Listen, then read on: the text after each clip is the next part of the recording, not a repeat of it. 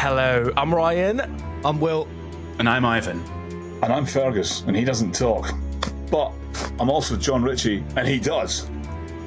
Oh my god, and tonight we debrief the great finale of Series 3 on the Traitors US. Welcome to episode 44 of It's Just a Game. Fergus! Fergus! Fergus! Fergus!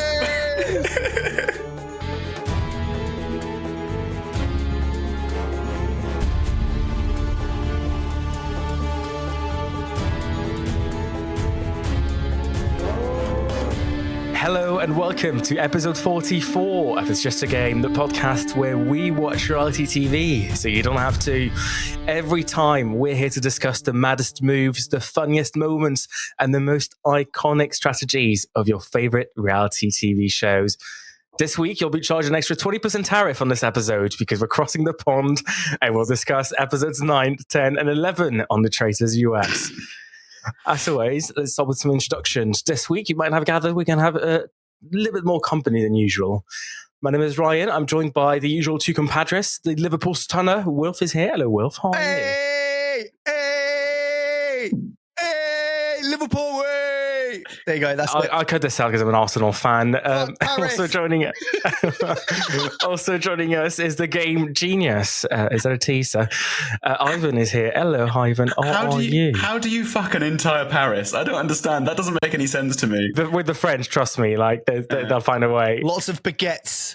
Look, but Ryan, I'm sorry. I'm a little bit upset because I thought you were getting the owl, Claudia's owl, for this episode. No, so the owl wasn't available, but fortunately we managed to find, I would argue, significantly better guest. He's going to be here throughout the episode with us to debrief the end of the series. You may know him as John Ritchie if you listened to the intro about 2 minutes ago. If not, you may know him as the one and only Fergus. Hello, John. Fergus. John Ritchie is with us. Hello, John. Hello, random football team name shouting something about having sex with an animal in France, and welcome. Yes. This is the best intro we've ever had already. Can I just say, first of all, that the hat, right, the Fergus hat has become quite iconic, and in case anybody does ask, it is my father's. It is not for sale at all, okay? It is actually my dad's hat. I've had it for years. It has got me probably more work than the beard, so I'm just going to put it away safely over there. Good. Have you actually had people offering to buy it, John? I was in New York in January, and there were a couple of people asked me if I would sell the hat, and the answer was just like, no. But I've also had people from Studio Lambert, when we went from season 1 to season 2, say things like, we couldn't find the wardrobe. You didn't take anything. Have you got the hat? I was like, well, the hat's actually mine. So no, I didn't. Well, I did take it because it's my dad's. So no. Actually, my hat. Yeah, it is my hat. Now, right, we'll come to this. Ask me what happened in Club Cumin later on. What happened in Club Cumin later on? Well, I'm glad you asked that. So I was over in New York for a few days in January, and Alan Cumin, who is the host of the American one, in case anybody here doesn't know that. Anyone? Who's Alan? Alan, he's the Scottish guy who talks about dollars. There's only one Scottish guy on the Traitors US, and he's called Fergus. Come on, get your priorities right. We've done this conversation. You guys have done this conversation as well. How do you know he's Scottish? He doesn't even talk. Because he came on our podcast, of course. Exactly. You just assume. But that's cool. No, so Club Cumin, Alan was doing like watch-along parties for the season that's on, just finishes now. 9:30 every Thursday night in Club Cumin, when the episode came out on NBC, he was having watch parties, and I was over, and I said, look, do you want me just to nip in one day? Just, because I'm there, and he said, oh yeah, great, brilliant, wonderful. So he got me on the posters and so on. It was the busiest one that they'd had, I think, at that point. And at the end of it, I was just talking to all these people. There's like 150 people there, and it was quite one of those really stunning, incredible nights. And someone said something about, could they touch my beard? And I said, only if you pay to charity. And we ended up doing an impromptu auction to get someone to touch my beard, with all the money going to the charity of the choice of Julian, who's a club manager. And I think we raised about $100, which was just crazy. I don't know, it was mad. That's a high-value beard. It kind of makes it all worth it, right? Goes on and on.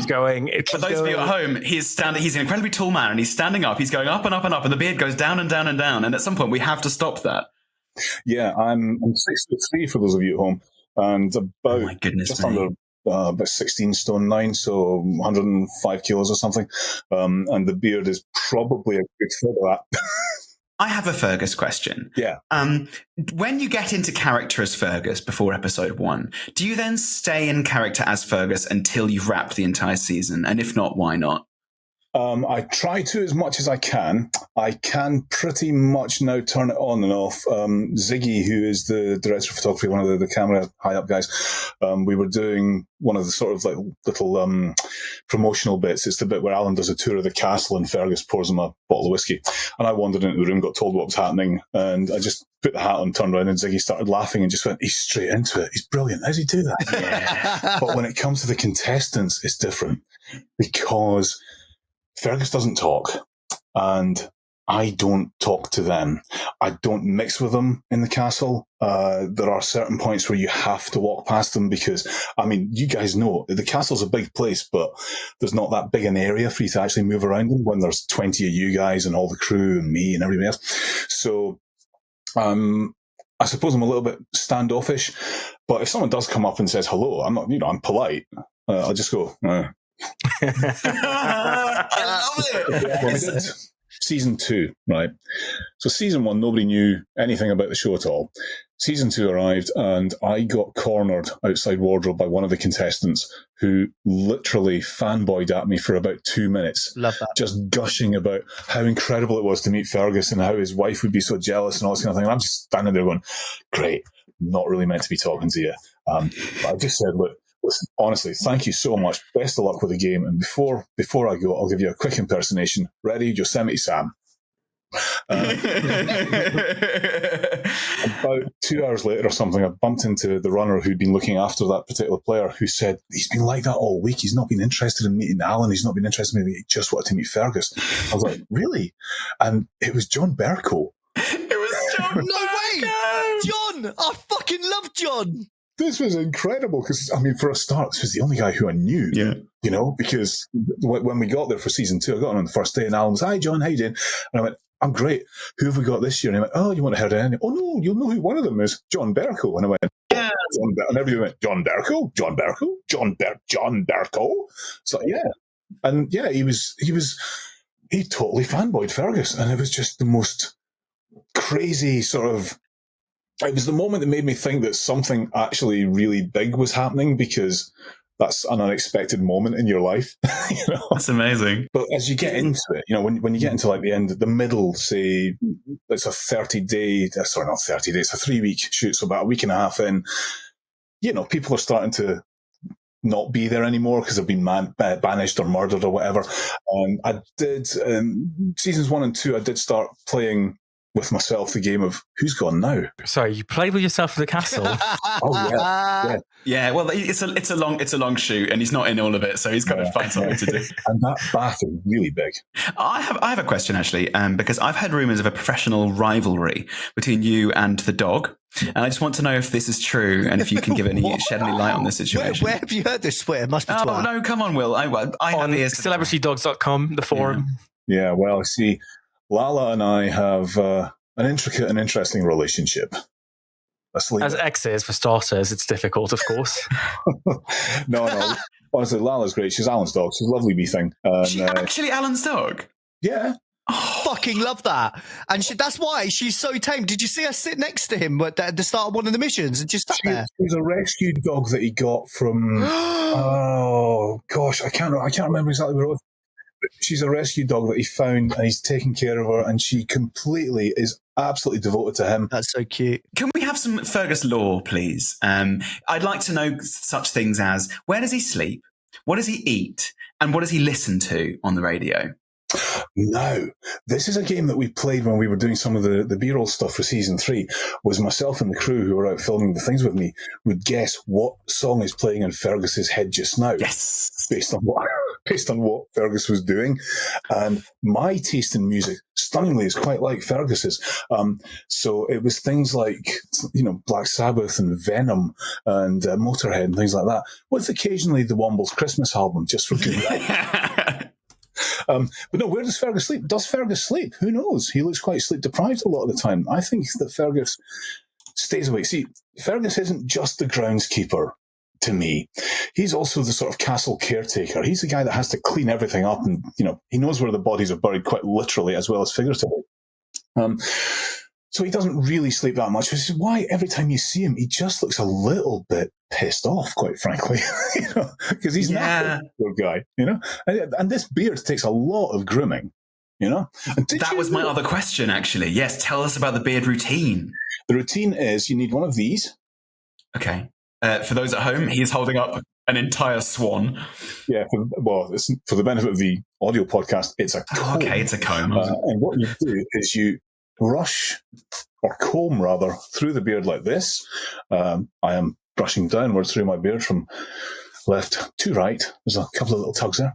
And then, that's basically it. This is now an ASMR podcast.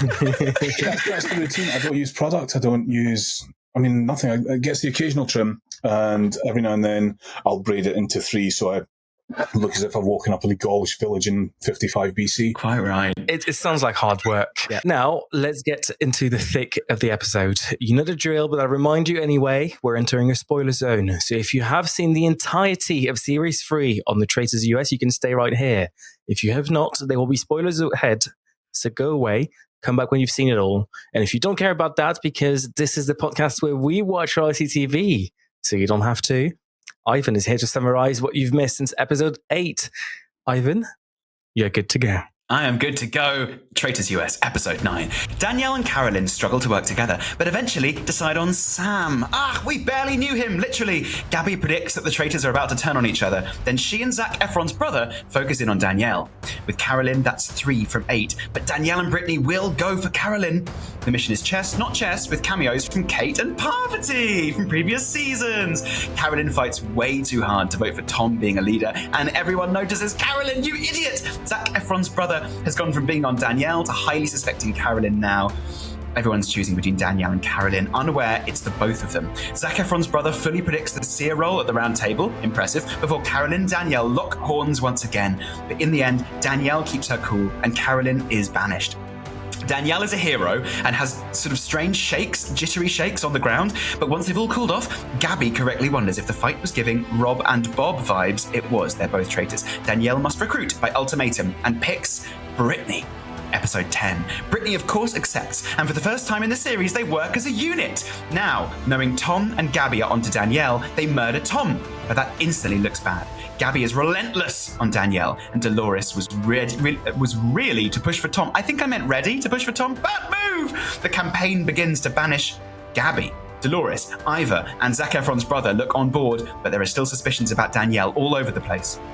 The mission is the push your luck seer minigame mess. Brittany campaigns hard, very hard, to save Danielle. At the round table, they all argue for Gabby, but then they vote for Ivor. Weird editing. 3-all, and the vote is tied, and we have a cliffhanger for the revote. Episode 11. Brittany backstabs Danielle, but on her way out, Danielle parting gifts Brittany, and Zac Efron's brother picks up on it. Brittany wins the seer power and picks Gabby, discovering what she already knows, she's a faithful.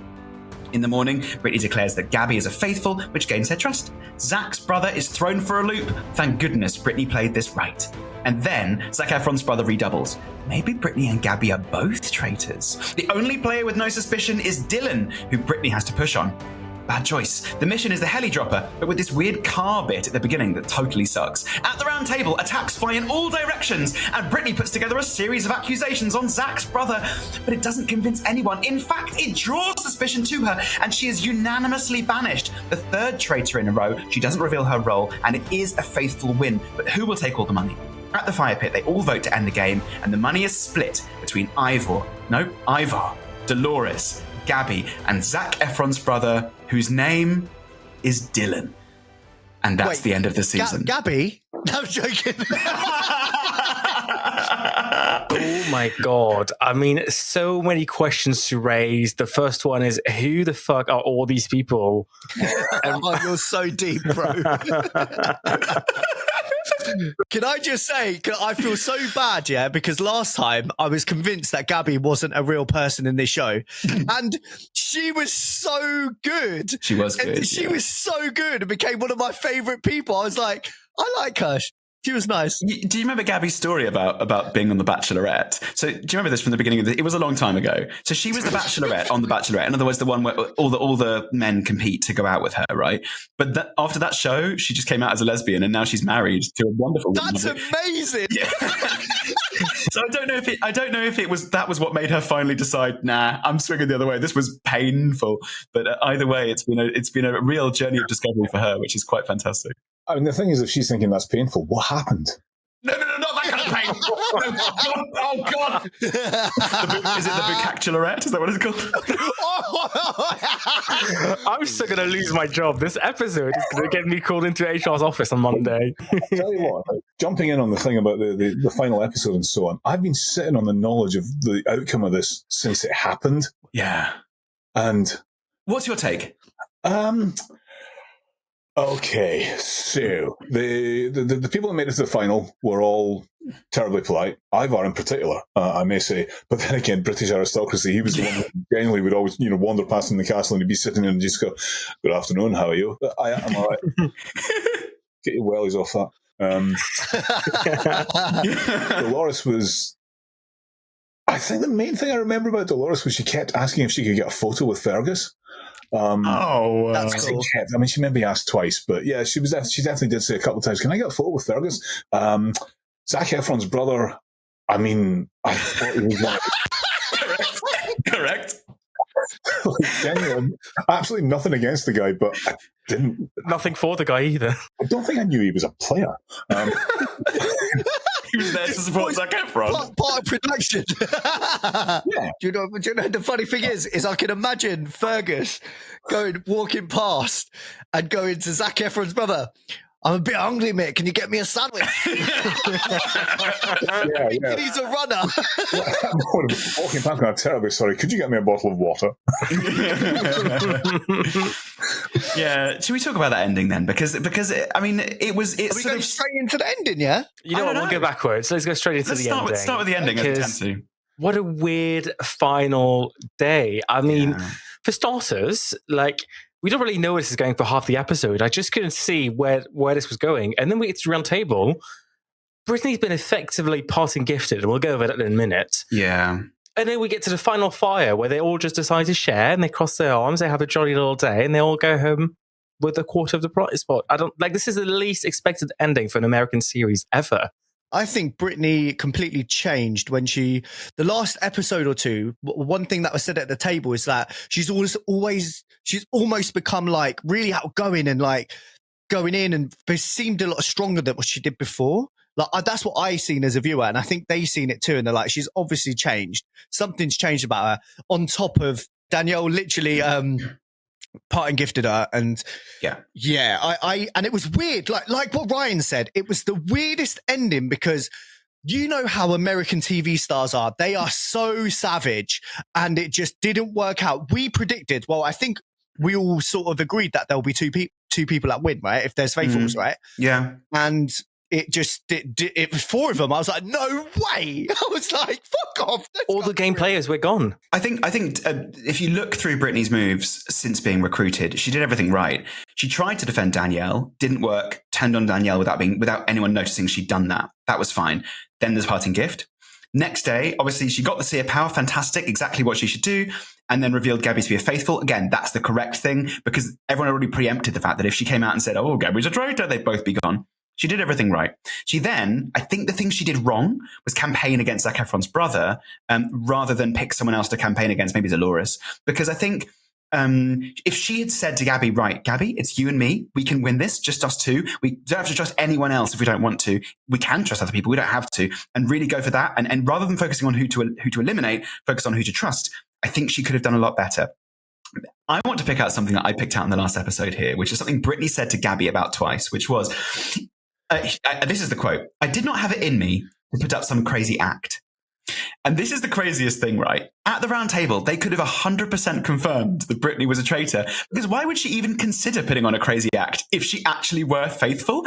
She was congratulating herself about, I didn't even have to say you were a traitor. It's like, no, you'd only do that if you were. So actually, there was all the clues there, just based on what Brittany was saying about that choice she had to make overnight.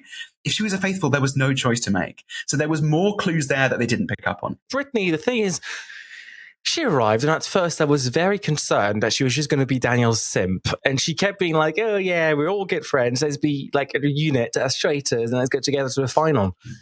And eventually, when it mattered, she put the knife in. And she actually played quite a decent game. She put together a good defense at the round table. Defense at the round table. She impressed me. I was just like, yeah, no, I rated Brittany. Like, her opinion of her just went all the way up for me. What did we think? John? I mean, it's a really tough one because I don't get too involved with them and I don't really see the mechanics of this until I watch the episode. And I only watched the episode this morning.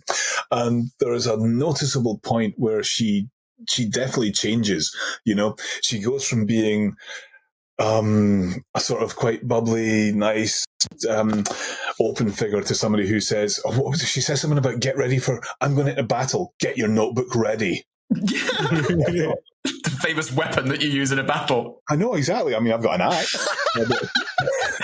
Get your notebook ready. Okay. It's rock, paper, scissors, yeah. Yeah, exactly. And she was hit by a hammer. No, what? This is horrible. Yeah. It's that moment where you see the character just change, and all of a sudden it's like, there she's in the game. There she's playing. There she's revealing her true nature, as it were, where it's like, I'm going to win, you know? Because why wouldn't you want to win? Sorry, I'm getting some news in my earpiece just quickly. Some breaking news. I'm told that Prime Minister Keir Starmer has announced the delivery of £20 billion in notebooks to the Ukraine front line. Oh my God. I love it. 5 claps there, Ryan, mate. A single 5 claps. I think Brittany, like, it wasn't a full change of character because during those round tables when she was fighting against Rob, she did have to fight quite hard. So to say she was totally meek before she was recruited is maybe not completely true. Nevertheless, there was a change. I think strategically she did play it right. And I think the flip to Danielle on that vote was kind of unfortunate. You could see she was doing it because she thought other people were going to flip as well. So she was almost doing it to bandwagon a little bit. And it ended up being the deciding vote, which is kind of brilliant. Nevertheless, nobody picked up on that, which meant that she did it right. So that was a good move. As I say, I think her false move, her bad move, was going after Zac Efron's brother on the final day rather than somebody else. I agree. Now, the really problematic bit with Brittany's departure is that it's back. They've unwrapped it again. The parting gift is back. I'm so bored of it, bro. I'm so bored of it. I literally, for somebody who went there, been there, got parting gifted the worst way that has been shown on TV. Like, it was such a bad thing. And I do you know what it made me think? I started shouting, and I haven't shouted once at the US Traitors because it's just, I'm not as invested as the UK one, but I literally was like, I'm fucking sick of speeches. No more fucking speeches. Just stand there, say you're a faithful or a traitor, and then you fuck off. Like, I'm so bored with it.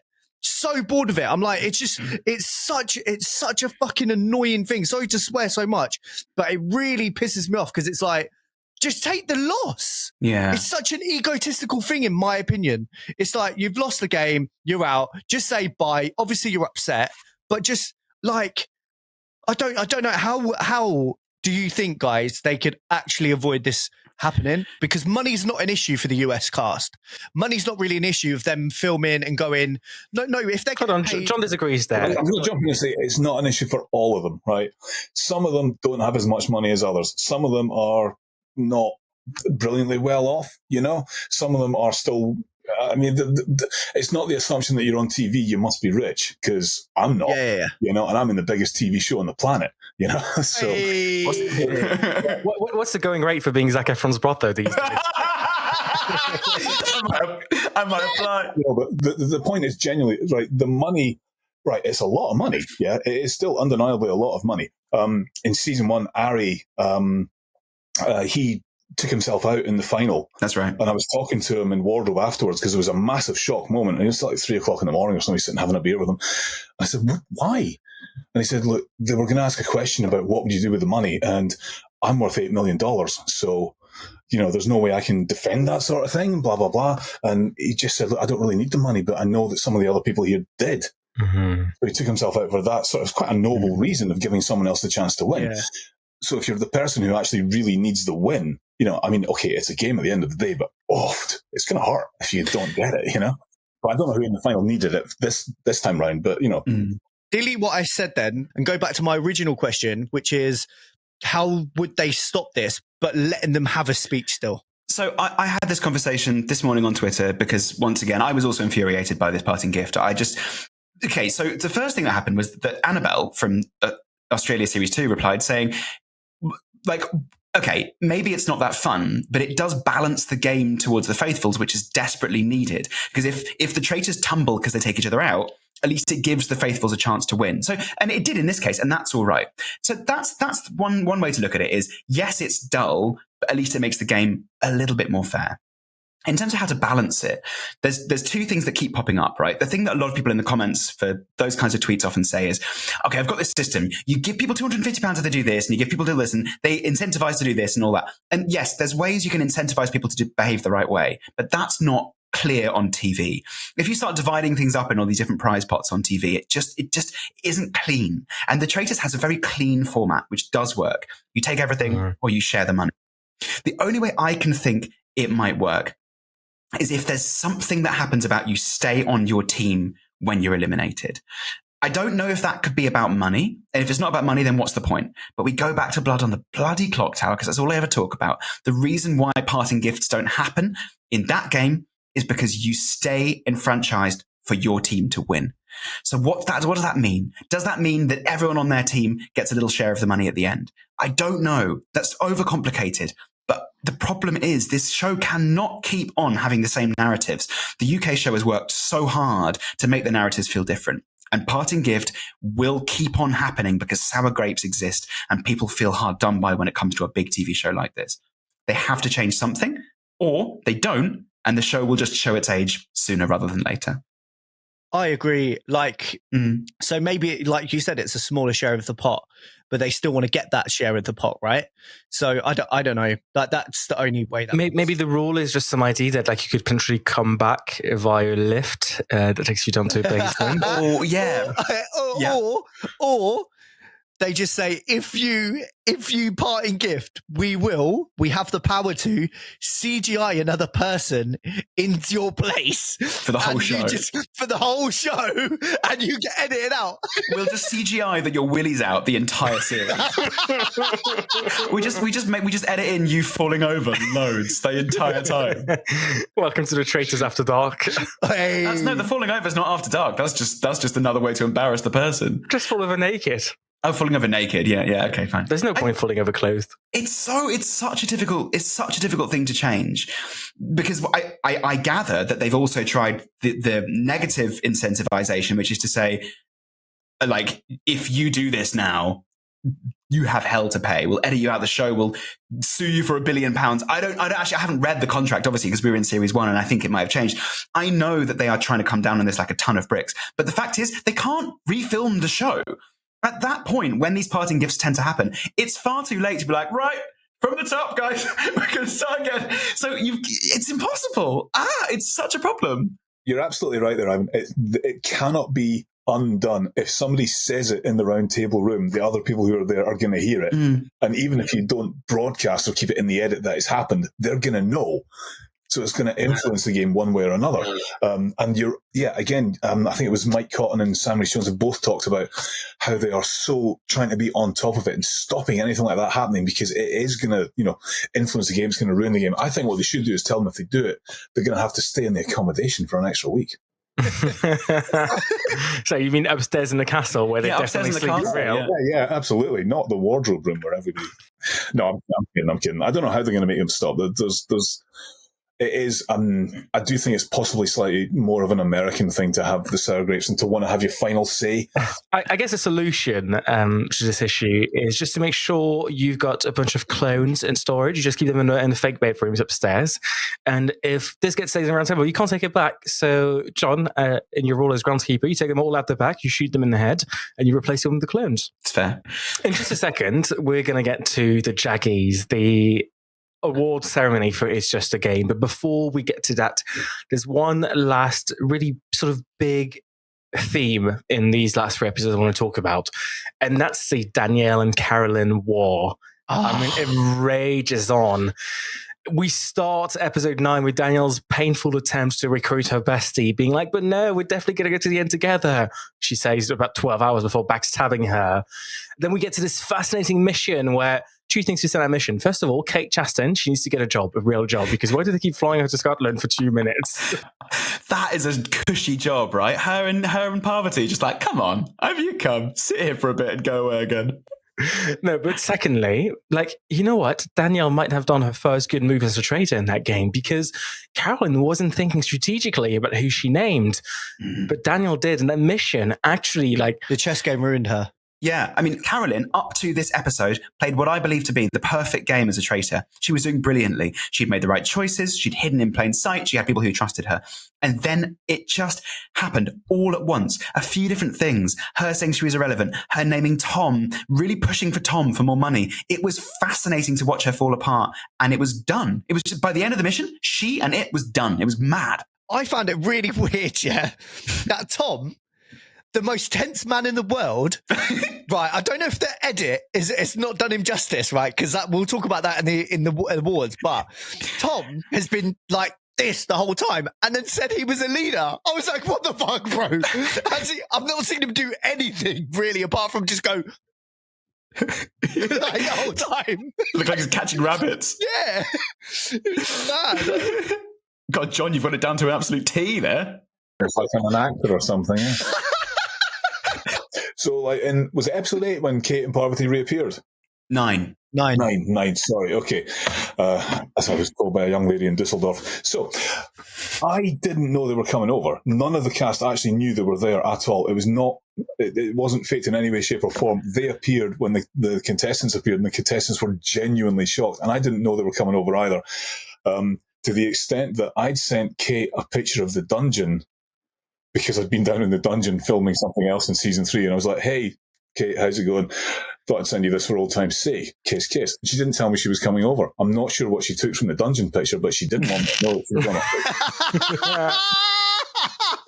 it. Just wanted to let you know I'm ready for you in the dungeon, Kate.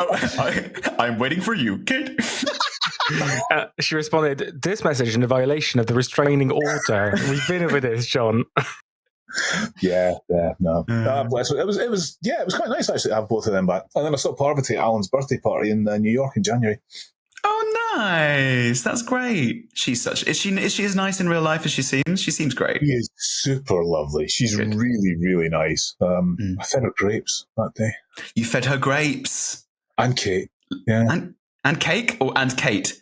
And Kate, and when they appeared for the chess episode, we did a whole lot of stuff that didn't make the edit, where they were dressed as queens, and we just did some stuff with Fergus, sort of butlering, I suppose, serving. And I feel like that did happen. They mentioned getting served grapes at least. Maybe you did serve them grapes. That's great. No, I did. It wasn't a dream. It was very real. No, I mean, maybe we saw it. I'm not saying it didn't. I'm not trying to confirm that it happened. I'm saying, did we actually see that in the episode? Your main impact was like a lot of your season felt like you were nailing nails in coffins this time. Yeah. There was a lot of heavy lifting. I had to drag one of those big Easter Island statue things up a hill. The knobs? Yeah. Here's a question. Did everyone know they looked like knobs during the filming, during production? You know what? Nobody mentioned it at all. Did you know? Did you pick up on how much of a knob it was, though? I mean, I did say something about this game was cock a hoop, but... Yeah.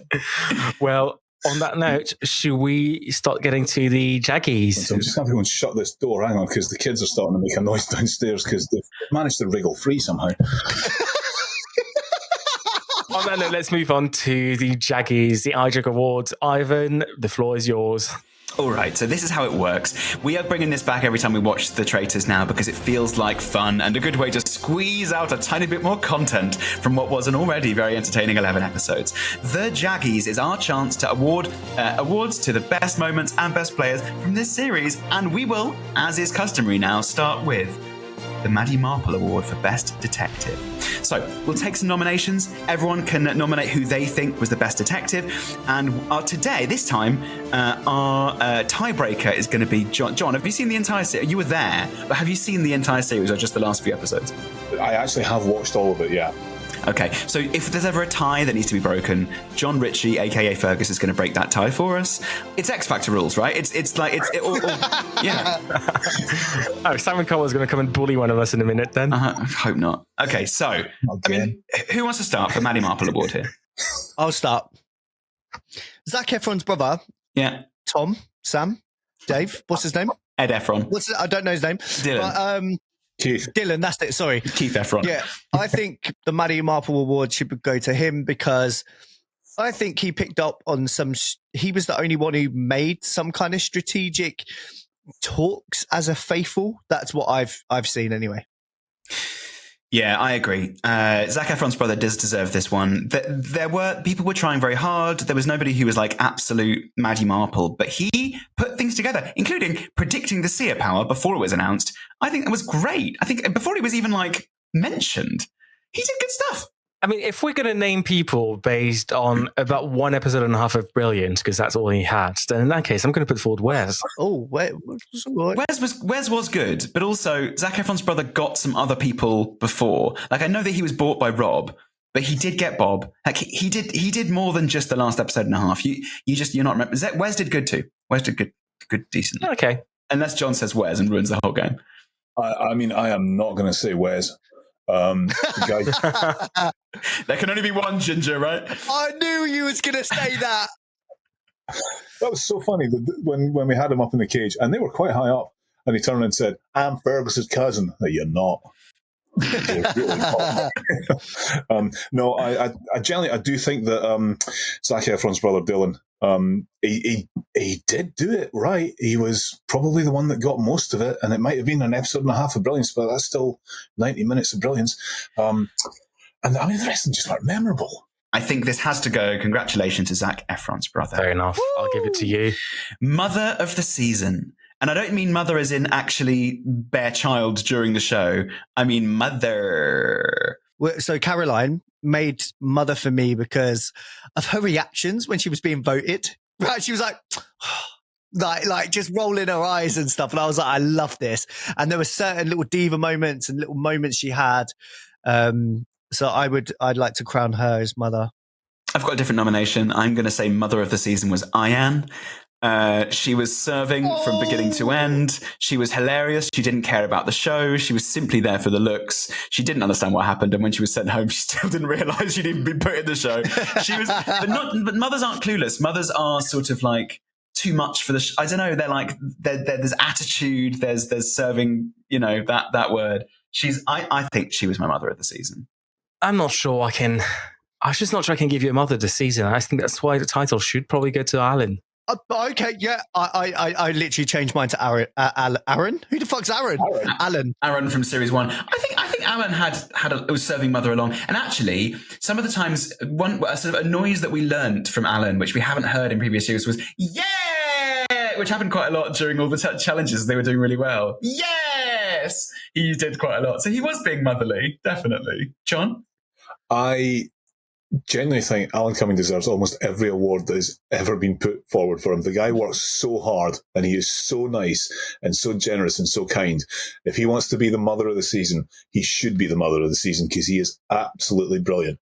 Congratulations then go to Alan Cumming, mother of season 3. And John, you've said it, he deserves every award. So we'll now also be giving the AVN Pornography Award to Alan. For the second time. Let's see if Alan wins this one too. The Bad Edit Award. This goes to the person who was portrayed in the most negative light. This is not actually reflective of the way they were on the show, just their portrayal on the show. Wilf? So I've got Danielle first. I think they depicted her as quite... There was no really nice moments, really, apart from when they've got Sideshow Bob, what's the name? Boston Rob, yeah. Sideshow Bob, yeah. Yeah, when they got him, that's when I was like, that was the only really nice moment we got as an edit. So I think that was quite deep. I fear that was self-inflicted, no, for Danielle. I've got 3 down, but I've got Tom as one of them. And I think part of that is because they decided to play him as clueless when he was sometimes clueless and sometimes sweaty and regularly tense. But I think there was probably more to him than that. I'm going to throw a spanner in the works and just say, you know what, either, because he was looking quite passive throughout the entire show and didn't really get a chance to shine. Maybe he was just quite passive. I don't know. It's hard to say. I think he made some good decisions, actually, and made some good arguments in like corridor talk and stuff. Yeah, so do I, but I'm not sure the edit gave him sort of that credit. There's one moment in the final episode where the Americans get very excited and start clapping about something, and Ivar basically just goes, "We haven't won it yet." And also, it's the moment. You guys all seen the final episode when he goes up in the underneath the helicopter? Yeah. It's just like, that's how he goes to school. Let's face it. He was so casual about it. Absolutely. You know when he goes, wait, I need to get this out. You know when he goes, you know, for me as a royal or whatever, and he goes, when I do something naughty that's in the papers, and I have to answer to someone, if one of my relatives, it's like, you had to answer to the fucking queen, bro. Well, not anymore. It's so funny. That's exactly what I said this morning, Wolf, when he said I'd have to answer to one of the relatives. What, the fucking king or what? I mean, come on. One is disappointed. So what are we doing here? I've heard Tom named twice. Should we give it to Tom for a bad edit here, John? Yeah, I mean, Tom, at one point, I can't remember which social media site it was, but there was this whole sort of campaign for Tom thinking that Fergus was a traitor. So the cumulative effect of the edit on the population and the audience of the show has been such that Tom has been really badly edited. So yeah, let's give it to him. Yeah. Wonderful. Okay, let's now go for the Prestige Award for the best last line. Bob DQ. It has to be Bob. It has to. Yeah, absolutely. Bob DQ, absolutely. No question here. I swear to God! But I don't believe in God. I'm a traitor. That's easy. Easy win. Easy win. No question. Let's move straight on. Best moment of the series. I'll start with this one. I've got 2. They're both when traitors go at it. Not in that way, John. Get your mind out the gutter. Either when Carolyn and Danielle just absolutely let rip in the tower and Rob sits back and lets it all go on. Or when Rob and Bob, the drag queen, fight for the first time at the round table as well. Both brilliant moments. I'm sorry, because when you say they let rip in the tower, I'm just picturing them having a fighting match in the tower. Boston Rob's just going, I can't stand this. It's stink. Back the car. No, I put Boston Rob round table with Wes. That was the way he conducted. It was fucking amazing. So that for me, I've got that for my best strategic move. So I think that I'm going to leave it for there. But I see what you mean. That was an amazing moment for sure. For me, it was Danielle trying to convince Carolyn that they should recruit her friend. Yeah. Car crash TV. What about you, John? John? Yeah. Oh, I mean, honestly, so many completely unmemorable moments. The bit where Fergus hammered a nail into a coffin, maybe? I dragged that fucking coffin halfway up that hill. You don't know how steep that hill is, people at home. Oh, I know. Trust me. I vomited halfway up that hill. Is that what was in the coffin? That's right, it was so heavy. French vomit is the heavy type. Okay, I think one of the stand-up moments for me, I don't know if it made the edit or not, was when someone gave Boston Rob the instructions for his hat. Told him to stop wearing the hats. Yeah, no, I remember on the first. Oh, yeah. I honestly don't know. Yes, what Will said. What Will said. So Will, with Rob turning on Wes at the round table, was our moment of the series. I'll tell you what. No. Tell you what. The best moment was most definitely Fergus's reaction to Wes saying he was his cousin. Yeah.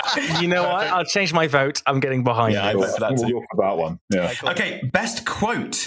Please. Go, Will. Go on. You know, I'm so bad with quotes, but listen, I've got 2. I'm going to do them. Right. Okay. Alan, what the second to last round table? A fate worse than death. Democracy. I was like, yes! Oh, that was so good. And then the other one is Dolores, right? The last episode. I'm going to have to vote with my brain.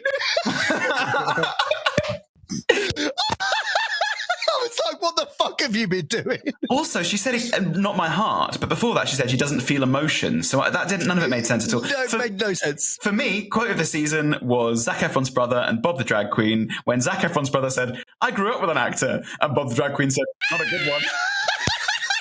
Not a good one. That's fucking so sick. I forgot about that. I was going to go for Alan saying the time for talk is over, because to me I love how he said it every time, because it meant I didn't have to listen to them again for the next week. Cheer up a bit, you idiots. John, I think we've already got a decision, but would you back that up? Or have you got you? Yeah, absolutely. I'll back that one up here. Lovely, fantastic. Next, mission of the season. For me, it's still the dolls, just because we're popping up in a second series. Are you good with that? Yeah, I agree. Ryan? I would have gone for the chess mission, just because that caused actually like some serious chaos and like for Carolyn after that. No, that's fair. That is fair. The chess, it was consequential, wasn't it? Yeah. What about you? Okay, I've stolen. I think John's turned into a dog. Not mine. I mean, there was so much stuff that we recorded that Fergus featured in that didn't make the edit again, as ever. And there were so many really good moments that were done that somewhere in NBC's hard drives, they've got all these glorious comedy moments that we did. And other equally dodgy things on those hard drives. Yeah, probably, yeah. So we've got a split vote here between the dolls and the chess. So you can make the decision here. Which one wins this? From the point of view of the spectacle of it, I would go with the chess. Chess it is? Because it was a big set and that was a real chess-playing robot. Yeah, it was a real, looked like a real robot and definitely not a man or woman. A runner inside. Can't run with that outfit on. It's just a walker this time. 3 massive awards left. First of all, Faithful of the Season. For me, it's Dylan Efron's brother. No, hang on, Zac Efron's brother. Ironically, that's actually what I wrote down as well, so I have to be with you here. Slim pickings, but I'm with you. Congrats to Zac Efron's brother. I mean, Brittany was the other option, but turning traitor, I think in the end it wasn't enough. Now, Traitor of the Season. This one's interesting. Will? I'm going with entertainment value here, just for the fact that I don't know. I can't help it. I just love Boston Rob. I think he was so strong. He was able to hold himself really well in the castle and manipulate what he wanted. And we knew he was there to staple himself to the castle and say, I am sick at what I do. I don't need to win this game to show how good I am at what I do. And that's why I think he was Traitor of the Season. I think they cut out the bit where he stapled himself to the castle. John, did you see that when he did that? It was messy. And then he started throwing orange powder around and being like, just stop oil. Go on then, Ryan. Do you think it's Rob? I'm not sure. You know what? Controversial. I wrote Carolyn down, but I think I might just go for Brittany because it was short-lived, but it was a really interesting one. There's no question that these were some great traitors. I mean, we had Bob, who was so short-lived but brilliant. Rob, who was incredible. Carolyn, who was so funny. Danielle, who was at times brilliant and at other times infuriating. And Brittany as well.